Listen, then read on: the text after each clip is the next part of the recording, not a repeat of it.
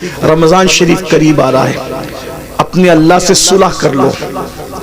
بولو سب رمضان شریف کے روزے رکھو گے نا انشاءاللہ. یاد رکھیے تراویح پوری پڑھیے، رمضان شریف میں روزے رکھیے، عبادت کیجئے. رمضان شریف کی پہلی رات آتی نا، پہلی رات رمضان شریف کی پہلی رات، تو عرش کے نیچے سے ہوا چلتی ہے رحمت کی، اور اللہ تعالیٰ اس دن اپنے بندوں کو پیار سے دیکھتا ہے، اور جس پر رحمت کی نظر اس دن پڑ جاتی ہے اللہ اس کو جنتی بنا دیتا ہے. روزہ مت چھوڑنا. اور ایک بات یہ بھی یاد رکھنا، المعجم الاوسط میں یہ حدیث ہے کہ جو رمضان شریف میں ایک گناہ کرتا ہے اللہ اس کی 1 سال کی عبادت کو ضائع کر دیتا ہے. یعنی رمضان شریف میں اس لیے گناہ سے بچو. اس رمضان شریف میں گیم نہیں کھیلنا، فلمیں نہیں دیکھنا، گانے نہیں سننا.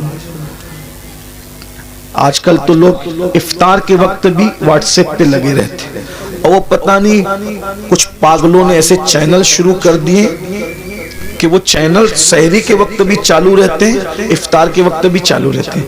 اچھا ٹھیک ہے بھئی، چینل تم چلاؤ، جو ہے وہ اس میں دن بھر تقریریں کرو، سحری افطار میں لوگوں کو رونے دھونے دو، عبادت کرنے دو، اللہ سے جڑنے دو. اور پھر ان چینلوں کے اوپر عورتیں بھی بیٹھی ہوتی ہیں، مرد بھی بیٹھے ہوتے ہیں، اور رمضان ٹرانسمیشن چلتا رہتا ہے. وہ کیسے بے غیرت مولوی ہے جو عورتوں کے ساتھ افطار کے وقت بے پردہ بیٹھتے ہیں؟ کوئی ان کو روکنے والا نہیں، کوئی ٹوکنے والا نہیں، عورتوں کے ساتھ بیٹھتے. غور تو فرمائے، کوئی دین دھرم ہے؟ عورتوں کے ساتھ بیٹھ کے تم دین سکھاؤ گے؟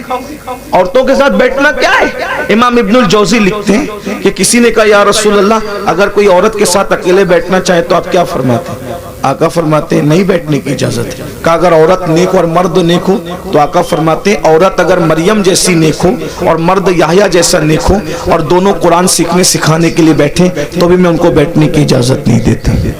کون مریم ہے؟ سنگھار کر کے بے پردہ منہ کھول کر.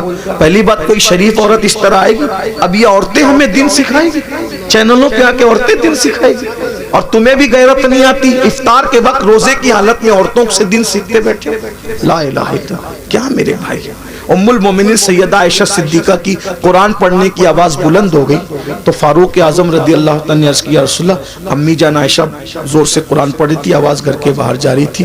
آقا نے میں عائشہ عورت کی آواز بھی عورت ہے، زور سے قرآن نہ پڑھا کر. سارے مومنین کی ماں ان کو روک دیا کہ زور سے قرآن نہ پڑھو. یہ دین ہے، یہ دین کی پوترتا ہے، یہ دین کا تقدس ہے. سب پامال کیا. یہ افطار اور سحری کا وقت کیا ہے؟ اللہ تعالیٰ سحری اور افطار میں اپنے بندوں سے کہتا ہے کوئی مجھ سے روزی مانگنے والا؟ روزی مانگو میں تمہیں روزی دوں گا. مغفرت مانگنے والا؟ مغفرت مانگے گا مغفرت دوں گا. ہے کوئی مجھ سے نعمتیں مانگنے والا؟ میرے بندے مانگ، میں وعدہ کرتا ہوں تو جو مانگے گا میں تجھے عطا کروں گا. کیونکہ یہ رمضان ہے، سحری اور افطار کا وقت ہے، مجھ سے جو مانگا جائے گا میں عطا کروں گا. سال بھر لوگوں کے دروازوں پہ دستک دینے والوں، اللہ کی رحمتیں تمہارے دروازے دل پہ دستک دیتی ہے. مان کیا مانگتا ہے؟ اس وقت نہیں مانگتے، پھل کاٹتے رہتے، ادھر ادھر باتیں کرتے رہتے، بھنکس بازی کرتے رہتے، واٹس ایپ پہ لگے رہتے، فیس بک. میرے بھائی رمضان شریف کا فائدہ اٹھا لو. آقا فرماتے ہیں جس کو رمضان شریف ملے اور وہ اپنی بخشش نہ کروا لے وہ اللہ کی رحمت سے محروم ہو جائے، دور ہو جائے، اللہ کی رحمت سے دور ہو جائے. جس کو ماں باپ ملے اور وہ جنتی نہ بن جائے وہ اللہ کی رحمت سے دور ہو جائے. محفل میں درود پڑھا، محفل میں ذکر رسول کیا جائے اور حضور پہ درود نہ پڑھا جائے وہ اللہ کی رحمت سے دور ہو جائے. حضور نے جمعہ کے وقت خطبے کے لیے جاتے ہوئے منبر پر سیڑھیوں پہ قدم رکھتے ہوئے دعائیں کی تھی اور آپ کی دعا پہ جبریل نے آمین کہا تھا. اس لیے رمضان شریف میں کوشش کرو روزے رکھنے کی. جو ایک روزہ چھوڑ دے رمضان شریف کا، صرف ایک روزہ، پوری زندگی روزہ رکھتا رہے، ایک رمضان شریف کے روزے کی فضیلت کو نہیں پا سکتا. اس لیے روزہ رکھو.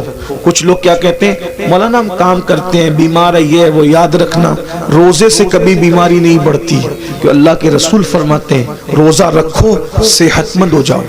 آج کی جو جدید تحقیق تو آتی رہے گی، لیکن جدید تحقیق کیا کہہ رہی ہے پتہ ہے؟ جدید تحقیق کہہ رہی ہے جتنا بھوکے رہو گے اتنا صحت مند رہو گے. یہ جو فاسٹنگ واسٹنگ کے جو چکر سب ڈاکٹر لوگ بیان کر رہے ہیں، یہ آج بیان کر رہے ہیں، میرے نبی نے 1450 سال پہلے بیان کیا۔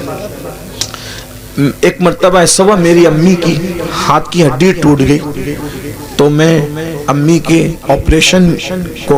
آپریشن کروانا تھا، تو میں گیا۔ تو مالیگاؤں میں ایک ڈاکٹر ہے، جین ڈاکٹر، وہاں آپریشن تھا امی کا۔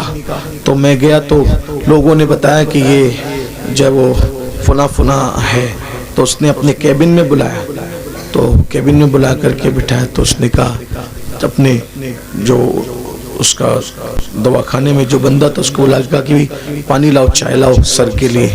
تو میں نے کہا کہ ہم پانی نہیں پیئیں گے، چائے بھی نہیں پیئیں گے۔ تو کہا کیوں؟ تو مجھے ایسا لگا کہ یہ جین ہے، اگر میں اس کو نہیں بتاؤں گا تو یہ کہیں بدگمان نہ ہو جائے، تو اسلام سے بدزن نہ ہو جائے کہ یار دیکھو یہ مسلمان لوگ ہماری چائے بھی نہیں پیتے۔ تو میں کہا میں چائے اس لیے نہیں پیوں گا، میں روزے سے ہوں۔ تو اس نے کہا کیا رمضان آ گیا آپ لوگوں کا؟ میں کہا نہیں، رمضان نہیں آیا ہے، ہمارے نبی صلی اللہ علیہ وآلہ وسلم کی سنت ہے کہ ہمارے نبی ہر مہینے کی 13، 14 اور 15 تاریخ کو روزہ رکھتے ہیں، تو ہم لوگ بھی روزہ رکھتے ہیں، ہر مہینہ ہم لوگ روزہ رکھتے ہیں رمضان شریف کے علاوہ، یہ ہمارے نبی کی سنت ہے، اور اس کی بڑی فضیلت ہے۔ ہمارے نبی صلی اللہ علیہ وآلہ وسلم نے فرمایا کہ یہ جو روزے رکھتا ہے 3 روزے، تو اس کو پورا مہینہ روزہ رکھنے کا ثواب ملتا ہے۔ یعنی اگر جو مہینے میں 3 روزے رکھ لے، 13، 14، 15، اس کو ایام 20 کہتے ہیں، تو اگر 3 روزے رکھ لے تو پورا مہینہ وہ روزے دار شمار ہوگا۔ تو اس طرح ہم لوگ جو وہ 3 روزے رکھ کر پورا مہینہ ثواب کمانے کی لالچ میں روزہ رکھ لیتے ہیں۔ اس نے کہا سر میں آپ کو ایک بات بتاؤں، یہ آپ مجھے ابھی بتا رہے ہیں، لیکن ہمارے علم اور نالج کے مطابق اگر مہینے میں کوئی 3 دن اس طریقے سے 12 گھنٹہ بھوکا رہ جائے نا، تو اس کو زندگی میں کبھی کوئی بیماری نہیں ہو سکتی، کیونکہ اس کا پیٹ جو ہے اس کو راحت ملے گی۔ وہ بہت لمبی چوڑی اس نے سمجھانے کی کوشش کی، پھر اس کا سینہ بلغم سے پاک ہو، وہ بہت اس نے مجھے دیر تک سمجھایا۔ میں نے کہا یہ سب تو اپنی جگہ ہے، ہم اس لیے نہیں رکھتے، ہم صرف اس لیے رکھتے ہیں ہم نفع و نقصان کے سوداگر نہیں ہیں۔ محبوب نے کہہ دیا بس ہم نے کرنا ہے، ہمارا مزاج ہے، ہم مسلک عشق والے ہیں، ہم سوداگر ثواب کے بھی نہیں ہیں اور ہم سوداگر نفع و نقصان کے بھی نہیں ہیں، یاد رکھیے۔ تو برحال اس وقت اس نے مجھے بتایا، تو میں نے کئی لوگوں کو بتایا کہ دیکھو غیر مسلم لوگ بھی روزے کے قائل ہو رہے ہیں، بلکہ اب تو بہت سارے غیر مسلم بھائی بھی رمضان شریف کے بہانے وہ روزہ رکھنے کی کوشش کرتے ہیں تاکہ فاسٹنگ کا فائدہ ان کو بھی مل جائے۔ لیکن ایک بات آپ کو بتاؤں، ہم سائنسی فائدہ حاصل کرنے کے لیے روزہ نہیں رکھتے، ہم تو یار کی رضا کے لیے رکھتے ہیں۔ اور میرا اللہ فرماتا ہے، آئے ہائے کیا بات کہی میرے اللہ نے، اللہ فرماتا ہے روزہ میرے لیے ہے اور میں ہی اس کی جزا ہوں، یعنی ہر نیکی کا ثواب ہوگا اور روزے کی اجر کیا ہے؟